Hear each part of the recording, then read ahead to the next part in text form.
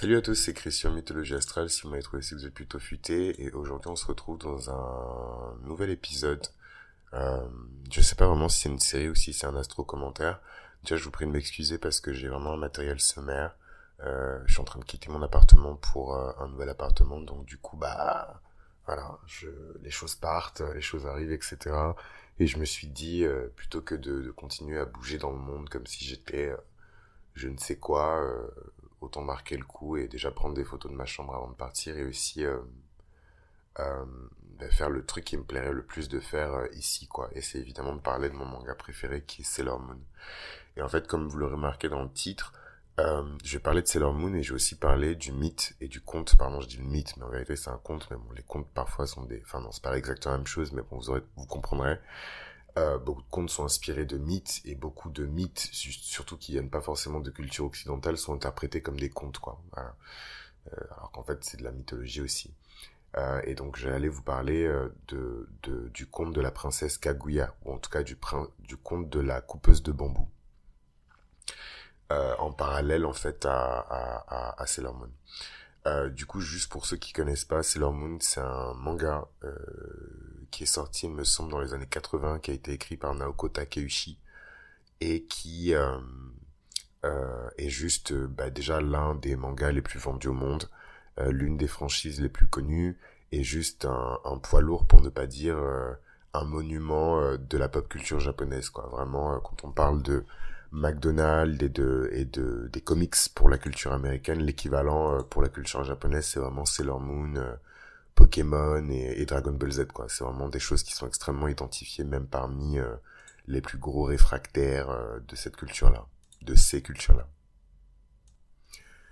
Et en fait, c'est hyper intéressant parce qu'évidemment, il n'y a pas que le mythe de la princesse Kaguya, il y a beaucoup de mythes et de contes de fées qui sont mobilisés dans Sailor Moon, beaucoup de références à l'astrologie, vraiment, à des points culturels qui sont typiquement astrologiques, puisque à l'époque où Naoko Takeuchi elle écrivait le manga, il y avait énormément de découvertes qui étaient faites dans le ciel sur les planètes en dehors du système solaire, donc Uranus, Neptune et Pluton qui ont un rôle très particulier en plus dans le manga. Du coup voilà, bon déjà je commence par le commencement. Pourquoi Sailor Moon? Parce que je me suis rendu compte avec le temps, et Dieu merci en fait c'est mythologie astrale, du coup je peux vous parler dans ma langue, mais je me suis rendu compte avec le temps que j'étais obsédé par l'archétype de la princesse guerrière. Vraiment, je pense que c'est l'archétype qui me plaît le plus, c'est les histoires que j'aime le plus raconter. Euh, voilà, et en fait Sailor Moon c'est juste l'apothéose de ça, c'est quand même des nanas qui combattent le mal en hauts talons, avec des jupes ras, voilà, ras la fouf, des décolletés vertigineux, plein de couleurs, des bonbons, et puis elles ont 14 ans, quoi. Enfin bon, ça c'est après c'est l'audience japonaise, donc c'est toujours un peu space et un peu creepy, mais moi ça me faisait rêver en tout cas en tant qu'enfant. J'ai commencé à regarder que ça, je pense, quand j'avais, en tout cas la première fois, je sais pas, je devais avoir quoi, 6 7 ans, donc ça a commencé très tôt, vu que c'est un vieux manga et que je suis né à la fin des années 90, en fait j'avais les vieilles diffusions du manga, et j'ai juste adoré, quoi.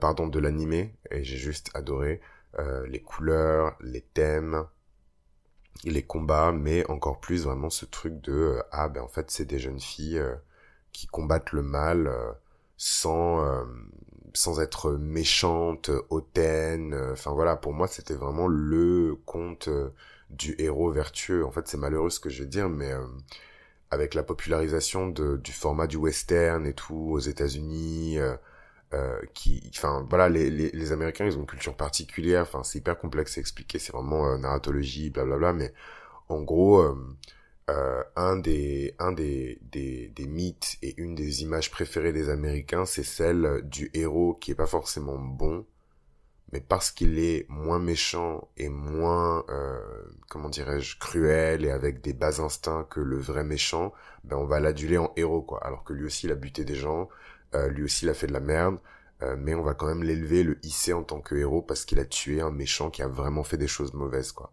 Et ça c'est très américain, biker, fait toute cette culture un peu, ils ont essayé de reprendre un peu la culture chevaleresque des Anglais, qui les ont colonisés, quoi.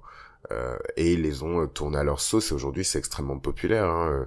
Je dis pas que la culture des motards et compagnie c'est que là-bas, c'est partout dans le monde, Mais le motard, c'est un peu l'équivalent aujourd'hui du chevalier à l'époque, quoi. C'est des virilités qui sont très particulières. Bref, tout ça pour dire que je me suis jamais identifié en fait à ce genre de virilité et que pour moi, ce qui incarne vraiment la vertu héroïque aujourd'hui, en tout cas dans les temps modernes, c'est plus les femmes et justement cet archétype de la princesse guerrière que vous pouvez retrouver en vérité partout. Pour moi, c'est vraiment l'un des archétypes les plus populaires de notre génération et de nos générations, parce que ça va continuer.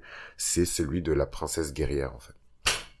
Et vous allez le retrouver chez certaines actrices, vous allez le retrouver chez certaines activistes, toutes les Malala Yousafzai, comment elle s'appelle l'autre là, Greta Thunberg et compagnie. En fait, tout ça, c'est des émanations du même archétype qui est celui de la princesse guerrière pour moi, ou de vous appelez ça comme vous voulez. Il y a des gens qui appellent ça la petite fille, il y a des gens qui appellent ça machin, mais vous aurez remarqué en fait que depuis la fin des années 80, et il y en a eu d'autres avant évidemment, hein, comment elle s'appelle, Jeanne d'Arc, elle rentre dans cette catégorie par exemple.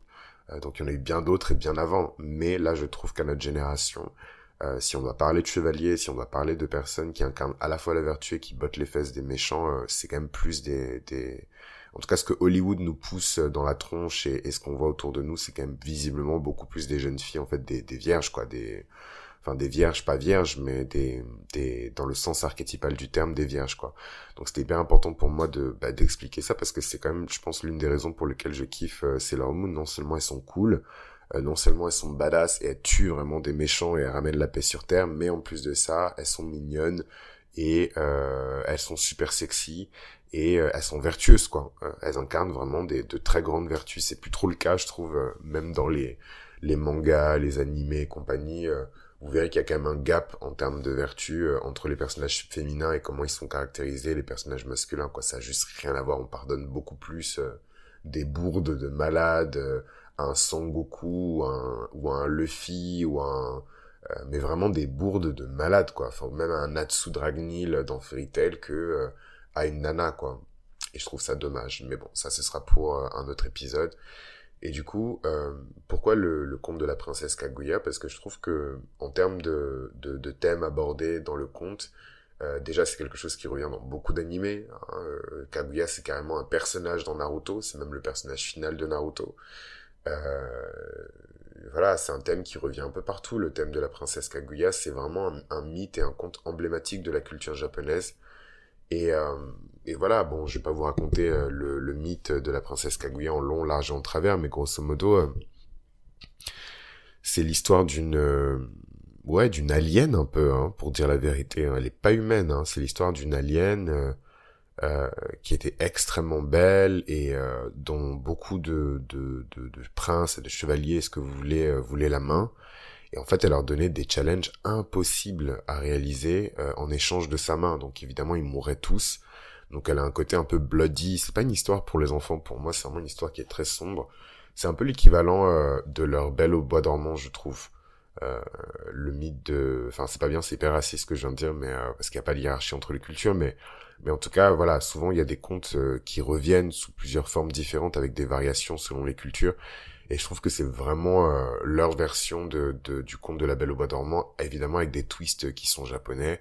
Les gars meurent, la princesse veut geler en fait toute la surface de la terre pour pouvoir les maintenir dans un espèce de sommeil infini. Et pour les personnes qui ont regardé Naruto, ça va forcément vous interpeller parce que c'est la fin de Naruto, hein. La princesse Kaguya veut plonger toute l'existence, toute l'humanité tout entière dans un sommeil infini. Madara aussi d'ailleurs, sans savoir qu'il est un peu sous l'influence de la princesse Kaguya, qui veut placer en fait tout le monde des ninjas, tout le monde shinobi dans une espèce de Tsukiyomi infini, quoi. Et du coup, je trouve que ce mythe-là, celui de la princesse, en fait c'est marrant parce que il y a l'équivalent dans les cultures ouest-africaines, c'est les contes des princes itinérants. Donc en fait c'est des princes dont les parents ont été massacrés, ils ont été obligés de se barrer parce que s'ils restent là on va les massacrer aussi parce qu'ils pourraient potentiellement représenter une menace pour le trône. Et en fait ils vont dans d'autres villes, dans d'autres nations, dans d'autres royaumes, dans d'autres coins en fait de la sous-région. Et en fait, c'est comme ça qu'il y a beaucoup de cultures ouest-africaines qui se sont mélangées, interconnectées, etc. C'est grâce aussi à ces princes itinérants. Et en fait, je trouve que le mythe de Kaguya, c'est un peu ce mythe du prince itinérant, mais féminisé, avec évidemment toutes les bénédictions que Kaguya peut apporter et toutes les malédictions aussi qu'elle peut apporter. Ce que j'ai trouvé stylé dans Naruto, c'est que la princesse Kaguya, il me semble qu'elle apporte en fait le pouvoir vraiment dans le monde shinobi, quoi. C'est elle qui leur transmet en fait les bases fondamentales de l'utilisation du chakra, enfin en tout cas elle et ses enfants et ses descendants, quoi. Et donc dans Sailor Moon, c'est légèrement différent parce que déjà c'est pas exactement la même audience, c'est pas exactement les mêmes histoires non plus. Ici, je trouve que c'est plus manifesté au niveau des méchants et les méchantes surtout parce que c'est plus des méchantes que des méchantes, des méchantes que des méchants dans Sailor Moon. Et en fait, je trouve que c'est vraiment les méchants dans Sailor Moon qui ont un peu ce truc de la princesse Kaguya. C'est tout à peu près des dignitaires. Bon, tu me diras, dans Sailor Moon, tout le monde est princesse, mais elles sont souvent princesses ou comtesses ou voilà, un peu estimées, etc. Et elles débarquent en fait sur Terre pour convoiter voilà, toutes les richesses un petit peu de la Terre, l'énergie surtout qui se trouve sur la Terre, et elles apportent avec elles tout son lot de destruction, quoi. Et pourquoi la mythologie astrale de Sailor Moon? Parce qu'évidemment, je le dis peut-être pas assez dans les podcasts, mais la plus grande et la plus belle histoire qui ait jamais été racontée, c'est l'histoire de la Lune, du Soleil, des étoiles, des planètes. Et quand vous regardez bien dans les mythologies du monde entier, c'est l'histoire qui revient le plus souvent en fait. Et d'ailleurs, c'est ces histoires-là qui sont devenues en fait les bases théologiques, philosophiques de beaucoup de civilisations. En fait, toutes les civilisations qui vouaient un culte au Soleil, à la Lune, à Mars pour les Romains, à Neptune pour d'autres populations, etc. À Saturne pour d'autres. Mais il y avait toujours ce truc où en fait on essaie de raconter les étoiles, on essaie de raconter le cosmos. Et en fait je trouve que Sailor Moon fait ça très bien, il y a beaucoup de sens cachés, de petits détails en plus qui sont intéressants. Par exemple, quand on regarde un petit peu le personnage principal, donc Usagi Tsukino, qui n'a que 14 ans il me semble dans le début Et d'ailleurs c'est super creepy parce que je crois qu'on l'appelle dans la version française, on l'appelle Bunny, donc lapine quoi. Enfin, c'est vraiment super creepy et cringe en fait. Les mangas japonais, c'est super pédo-friendly, je trouve. Enfin, pédérastre plutôt. Et, euh, et c'est un peu flippant, mais bon, voilà, c'est le monde dans lequel on vit. Hein. Je dis pas ça pour rationaliser le truc, mais bon, si on commence à faire la chasse aux sorcières de toutes les personnes qui font des contenus un peu olé olé, machin, on va plus rien regarder parce que ça parasite tout, quoi. C'est présent partout, en tout temps. Ouais, donc Usagi, moi je l'aime beaucoup parce que elle est delusional en fait. Elle a vraiment bon déjà la pauvre, elle a que 14 ans donc c'est normal qu'elle soit delusional, donc elle a beaucoup d'illusions, de désillusions et de déceptions. Et je trouve qu'elle pose vraiment un regard voilà, comme avec des lunettes roses sur la vie. Et moi je suis un peu comme ça. Voilà, je suis un peu comme ça, je suis né avec une opposition de Vénus et de Neptune, de Mercure et de Neptune. Je suis pas la personne la plus terre à terre, rationnelle du monde. J'ai tendance à me demander en permanence ce que la réalité pourrait être. Et ça m'a sauvé la vie, ça m'a donné de l'ambition, ça m'a permis de me sortir de la misère, littéralement. Donc je rends grâce à cette faculté-là, mais en même temps, ça m'a créé beaucoup de peine, beaucoup de déception, beaucoup d'isolation. Et en fait, même ce truc où j'en suis venu même à me priver de certaines expériences parce que je me dis, bon, bah à quoi bon, je vais juste souffrir. Donc à quoi bon, quoi. Et, euh, et donc j'ai mon retour de Saturne, évidemment, en poisson en maison 5. Donc là, je peux plus échapper, je dois affronter tous ces trucs-là, quoi. Et en fait, je trouve que Usagi, donc l'héroïne de Sailor Moon, bah, elle traverse un peu des phases qui sont similaires, quoi. C'est une héroïne, tout le monde compte sur elle, c'est elle qui botte le cul des méchants, mais en même temps, elle est extrêmement pure, elle est candide, elle est innocente, elle est très enfantine, elle est capricieuse, enfin, c'est vraiment, je trouve, Sailor Moon le modèle de beaucoup de Magical Girl, donc c'est la catégorie à laquelle Sailor Moon appartient, de beaucoup de Magical Girl qu'on révère et qu'on adore aujourd'hui, quoi. La base fondamentale, c'est vraiment Sailor Moon. Et quel génie, en fait, de se dire qu'un personnage qui aurait une personnalité majoritairement lunaire pourrait prendre la tête du cortège des dieux, en fait, quelque part. Parce qu'en fait, les énergies que les Sailor, elles incarnent, c'est des énergies divines, c'est des énergies de Jupiter, Mars, Saturne, Neptune et compagnie, quoi. Mais se dire qu'en fait, la personne qui va prendre le lead de ça, ça va être la Lune, enfin, c'est juste incroyable, quoi. Moi, je trouve ça incroyable. Ça, quand j'y pense, j'ai juste regardé ça comme ça quand j'étais petit, mais quand j'y repense, ça m'a beaucoup ému. Euh, je trouve ça formidable et en fait ça m'a vachement même fait questionner ma réalité, ma créativité parce que je me suis dit mais si elle a réussi à le faire, moi aussi je peux proposer en fait des protagonistes qui me ressemblent plutôt que de rentrer dans un moule très sexiste en fait pour les filles quoi. Alors que là le miracle justement de Sailor Moon c'est que bah oui en fait c'est peut-être orienté un peu plus vers les nanas mais en fait c'est tellement bien écrit que y a beaucoup de mecs qui ont regardé Sailor Moon et qui ont adoré Sailor Moon parce que ça parle de justice, parce que ça parle d'équité, parce que les méchants sont vraiment méchants, parce que les gens meurent, parce que les meufs elles se font défoncer. Enfin voilà quoi, elles meurent aussi en plus hein, les Sailor, en sachant que l'anime il est beaucoup plus soft que le manga il est encore plus terrible, encore plus violent, encore plus brutal et en fait je pense que c'est ça qui me plaît parce que c'est ce type de brutalité qu'on impose aux femmes dans le monde dans lequel on vit, elles sont pas safe, ni dans les rues, ni chez elles. Du coup, enfin, c'est bizarre, mais ça me faisait du bien de voir un peu un animé où c'est des nanas en haut talons qui bottent les fesses des méchants, quoi, et qui sauvent la terre. Enfin, moi personnellement, ça m'a aussi permis de ne pas voir le féminin comme quelque chose d'intrinsèquement faible en tant qu'homme, et de savoir qu'en fait le féminin a ses propres moyens de combattre pour la justice, pour l'équité, pour l'harmonie, pour la beauté, pour la grâce, quoi. Et moi, ça m'a... Je suis pas le même homme. Si vous m'enlevez Sailor Moon, même dans ma pensée, dans ma réflexion, je suis pas du tout la même personne, quoi. Enfin, c'est vraiment un manga et une œuvre qui est extrêmement importante pour moi, quoi. Donc ouais, je trouve que c'est important de voir les femmes, du coup, prendre des responsabilités d'hommes, prendre de la place, occuper des postes et des fonctions qui sont traditionnellement associées aux hommes, mais pas comme des hommes. Et voilà, ça me permet de toucher un sujet qui est un peu sensible. C'est qu'en fait, oui, le féminisme et compagnie, sauf qu'en fait, on se retrouve avec des meufs qui se transforment en boug et qui sont même encore plus cruelles et impitoyables que les mecs parce qu'elles se disent, si jamais je faiblis, il va me tuer, quoi. Enfin, il va me bouffer. Et ça, c'est une mentalité qui est, enfin, c'est une manière de se comporter qui est très masculine, quoi.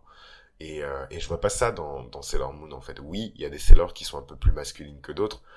Sailor Uranus, qui est gender fluide, donc quand elle ne se transforme pas, elle est plutôt masculine. Quand elle se transforme, bah en fait, tu me diras, c'est pareil, elle est toujours plutôt masculine. Mais on sait pas trop si c'est un mec ou une nana, etc. Et pareil, voir ça quand j'étais petit.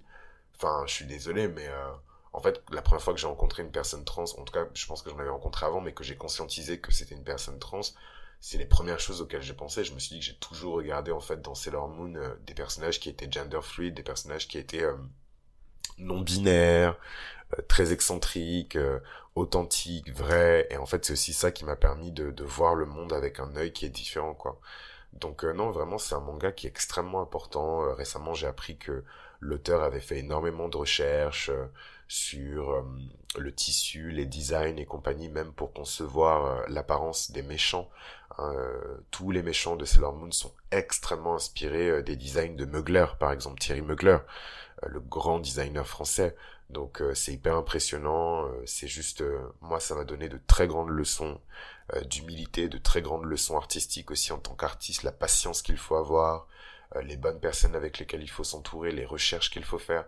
Vous pouvez même pas imaginer pour que tout concorde entre les attributs des planètes et des Sailor, les recherches qu'elle a dû faire sur l'astronomie et sur l'astrologie à l'époque, dans les années 80, hein, où il n'y avait pas Internet en fait, en tout cas pas Internet comme aujourd'hui, et il fallait restituer fidèlement les caractéristiques des planètes à travers les Sailor.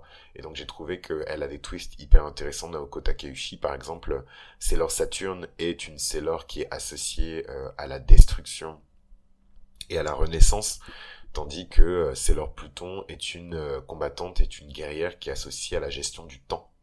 Et en fait, cette espèce de switch et d'inversion de switch d'échange entre les propriétés de Saturne et les propriétés de Pluton, pareil, ça aussi c'est du génie parce qu'en fait, quand on creuse dans la mythologie astrale de Pluton et de Saturne, et je vous invite à réécouter si vous n'êtes pas familier avec ça, effectivement, on voit que Saturne est lié à ce principe de renaissance, hein, de moisson, hein, de récupérer les fruits après les efforts, hein, que Saturne est lié à cette notion de destruction aussi et de construction, que Pluton est lié aussi à la notion de transformation, mais la notion de transformation, comment dirais-je, elle induit l'existence du temps. Hein.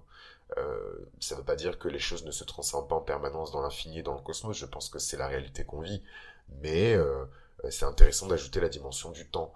Et pareil, j'ai trouvé ça, enfin moi en tout cas en grandissant et en étudiant l'astrologie, l'astronomie, L'alchimie et compagnie, c'est un truc qui m'a toujours fasciné. Pareil, je suis pas le plus fort en alchimie, j'ai quelques bases, mais il y a beaucoup de symbolique alchimique dans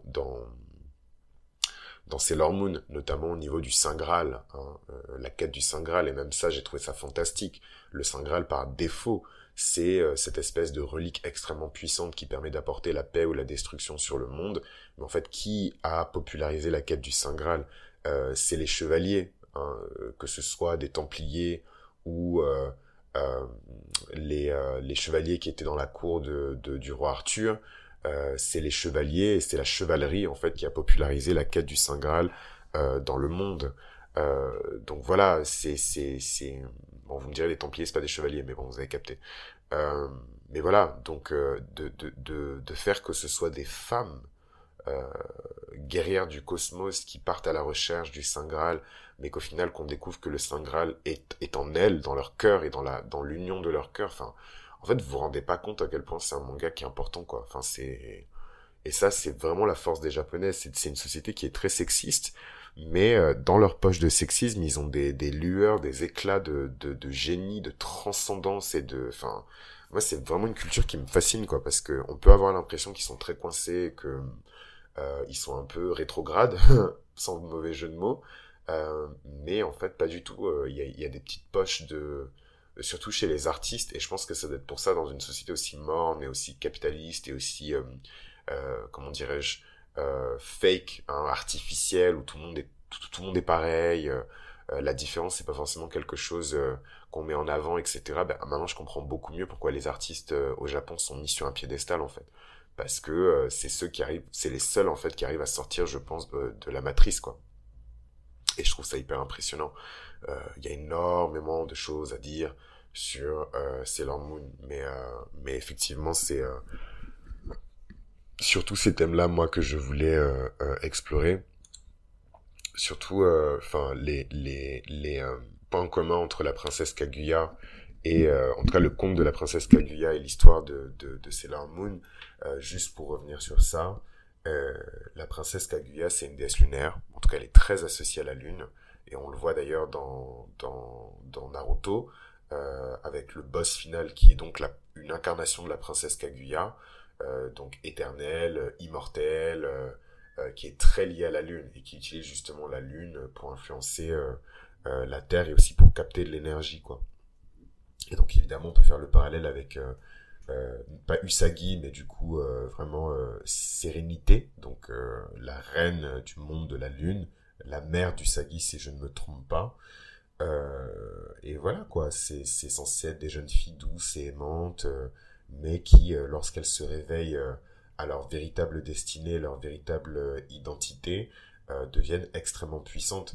Et en fait ce que je trouve beau c'est qu'il y a même ce rappel un peu du culte des déesses mères dans en tout cas le manga de Sailor Moon, où toutes ces femmes qui sont les méchantes, elles ont été gentilles en fait auparavant, et on les a poussées du mauvais côté, et elles sont devenues destructrices et revanchardes en fait.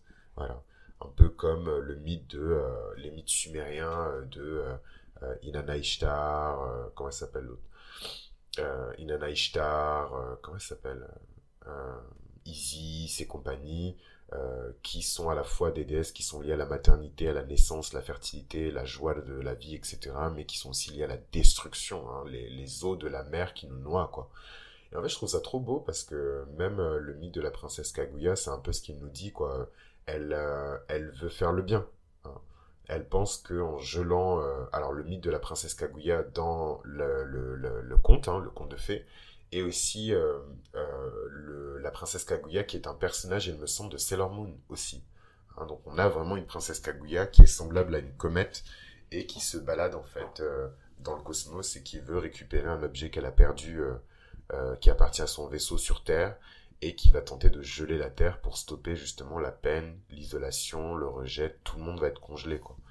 Voilà, c'est un peu flippant parce que c'est un mythe qui revient beaucoup, ce truc où la grande mère, mais en fait c'est une personnification souvent de la nature, hein, Dame Nature qui est pas contente de ce qu'on a fait de la Terre, et qui nous reprend ce qu'elle nous a donné en fait. Concrètement, c'est qu'on regarde Naruto, Sailor Moon ou n'importe quel manga qui reprend un petit peu ce conte de la coupeuse de bambou de Kaguya, c'est toujours la même morale, c'est qu'en fait, cette espèce de conscience cosmique, féminine, maternelle et bienveillante nous a donné et nous a doté de tout ce dont on avait besoin, et on n'a pas été à la hauteur, et aujourd'hui elle revient demander ce qu'elle nous a donné, sauf que si on le rend, on meurt en fait. Et on perd notre individualité, donc c'est assez... et d'ailleurs, c'est marrant parce que c'est des mythes, faudra que je refasse encore des recherches pour bien vérifier que ce soit proto-chrétien, mais évidemment, quand vous faites le parallèle avec les religions abrahamiques, il y a quand même des similitudes. Excusez-moi, hein, mais voilà, il y a quand même des similitudes. Le divin qui donne un don inestimable à l'humain, l'humain qui ne sait pas exactement comment le gérer, qui fait n'importe quoi, et le divin qui revient frapper à la porte de l'humain pour lui dire rends-moi ce que je t'ai donné, et matter of fact, tu out, quoi, je t'écrase, je t'efface de l'histoire, tu es ma création, mais tu es mauvaise, tu es imparfaite.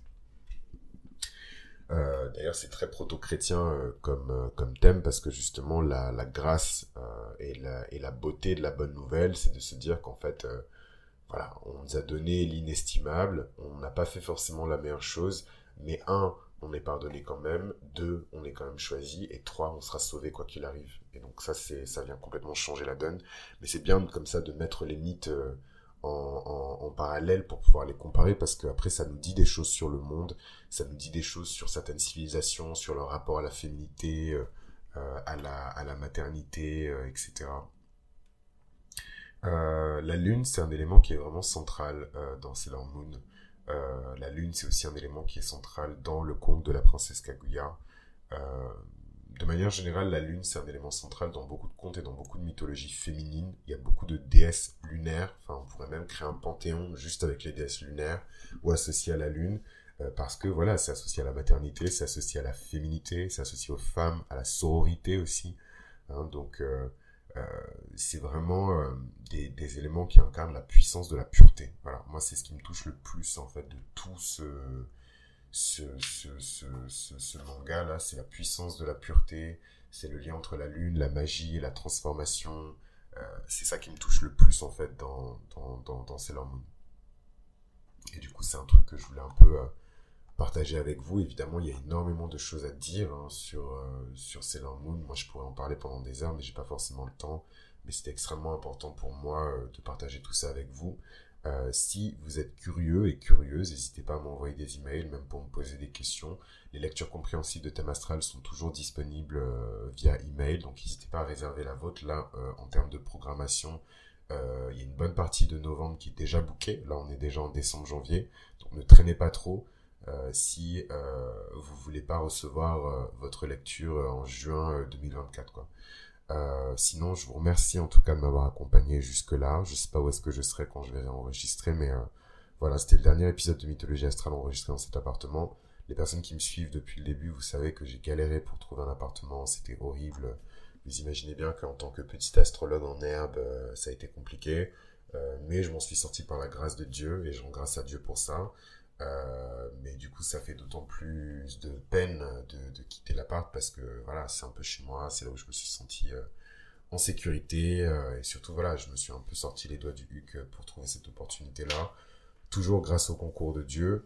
Et enfin, ça fait pas mal, mais c'est triste, quoi. Genre, je suis en train de fermer, en fait, je suis en train de quitter Paris.